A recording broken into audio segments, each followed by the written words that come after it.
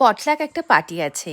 রোজ রোজকার একরকম খাওয়া যায়, আমার আবার একরকম বানাতেও মন করে না। আগে একদিন সিঙ্গারা বানিয়েছিলাম, আজকে সেম ইনগ্রিডিয়েন্টসই বানিয়ে ফেললাম পিন হুইল সামোসা। হ্যাঁ গো, নামটা একটু তফাৎ হলো, স্বাদে একটু অন্যরকম। মস্ত বড় একটা আটার রুটি বেলে নিয়েছি। যত বড় রুটি ততগুলো লেয়ার, আর খেতে দারুণ হবে। আর মশালা আলু বানিয়ে ভালো করে স্প্রেড করতে হবে, এটা একটা ট্রিক। কারণ আলুটা সমানভাবে স্প্রেড করতে হবে। এবার আস্তে আস্তে এটাকে রোল করে একটা সিলিন্ড্রিক্যাল শেপ দিয়ে ফেলি।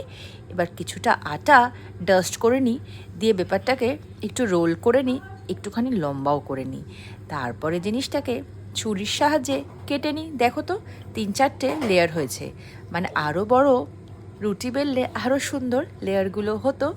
এবার ওপর থেকে দেখো কেমন করে কাটছি। হ্যাঁ, আটাটাকে না একটু কালো জিরে দিয়ে মেখেছিলাম, আর একটু হলুদও দিয়েছিলাম। কালারটা না হলে এরকম কি আসে বলো?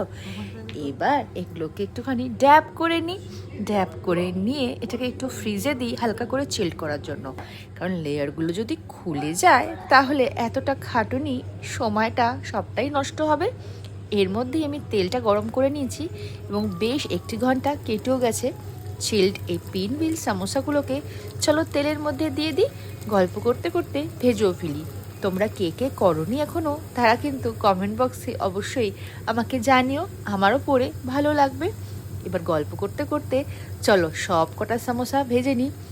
এখন আমাকে বন্ধুর বাড়ি নিয়ে যেতে হবে এইগুলো।